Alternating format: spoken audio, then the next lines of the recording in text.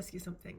Have you ever looked at your life and thought, I'm doing everything right, I'm working hard, I'm learning, I'm trying, and yet somehow it still feels like everyone else got a manual and you missed that day of school?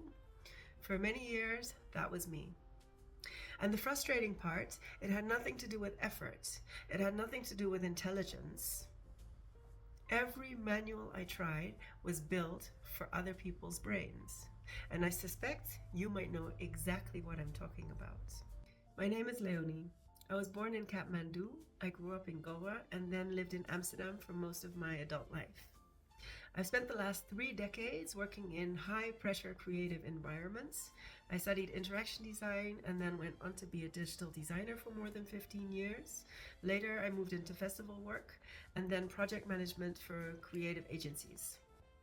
I've worked on campaigns for the corporate world as well as for government contracts, but also with unhinged creative hippies and anarchists, where we ran entire areas at multi-day festivals and coordinated large groups of colorful volunteers, keeping operations running for thousands of people and putting out fires so the show could go on.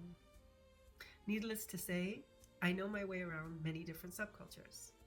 I am what people politely call multi-passionate, which basically means my brain runs about 36 tabs at once, gets consumed by all of them, and occasionally crashes the whole system trying to do them all at once.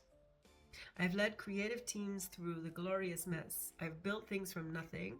I have fallen apart and reinvented myself more times than I can remember. And in between all of that, I have been consistently obsessed with one question. How do us weirdos actually build a life and career that fits the way our brains work? That question sent me down a bunch of different rabbit holes.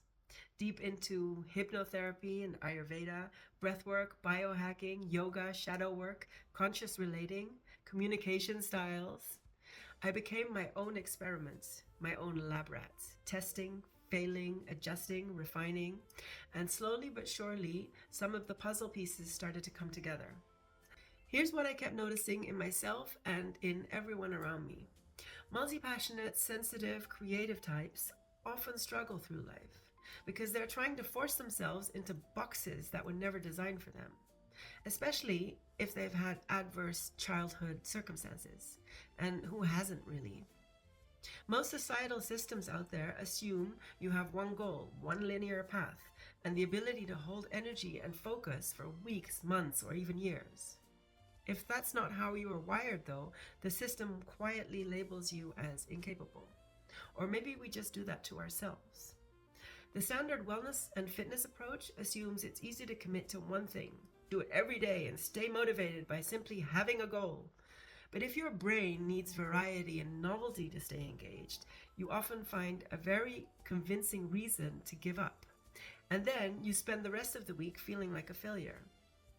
The standard career escalator tells you to specialize, follow one path, and stay there for the duration. If you naturally navigate towards multiple disciplines and get easily distracted, you're told you are unfocused and unusable. Those systems might work, but they were made with other people in mind. For some of us, it's the wrong framework and the wrong approach. Multi-passionate people thrive on complexity and variety, and on making unexpected connections between wildly different areas. We recognize patterns where others don't. And when our specific wiring receives the right container, the right practice, and the right support structure, the results tend to surprise everyone, including us. So I started designing something different.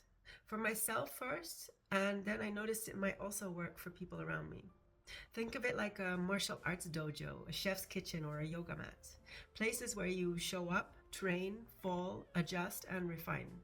A flexible structure that is there to serve you rather than to control you. There's a specific type of discipline that allows for falling off and taking sabbaticals, celebrates it even, in which there's always room to experiment. I call it the messy art of humaning, because being human is an art. Every relationship we navigate, every difficult emotion that shows up, every time we get back up after falling apart, that's the practice. That's the canvas, and we are all artists, whether we pick up a paintbrush, a microphone, or simply our daily schedule. This channel is where I share what I've learned, what I'm still learning, and what actually helps. Everything I've learned circles back to 6 areas in life: nourishment, movement, regulation, healing, structure, and connection. It starts with what we put in our bodies and how we nourish ourselves.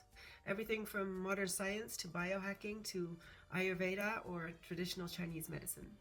Because a complex brain needs more than a green smoothie and good intentions, right?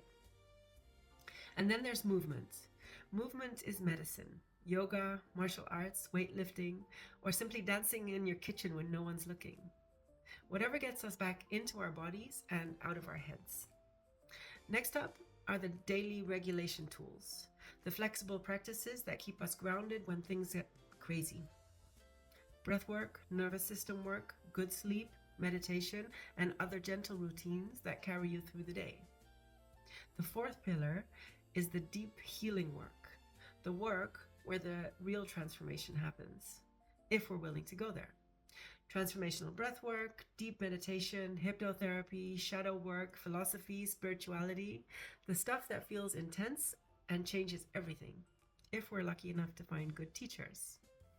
Pillar 5 is structure, what I call project management for life, because a multi-passionate brain without conscious structure becomes its own worst enemy.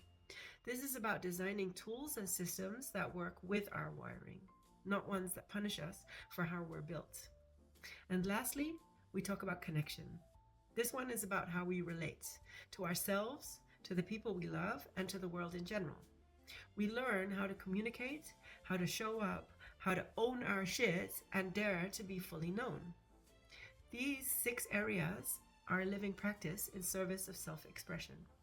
Our creativity, our voice, our contribution, the thing we are here to bring. Expression is not the starting point. It's what becomes possible when everything else is fully supported so that you can become and own who you're truly meant to be.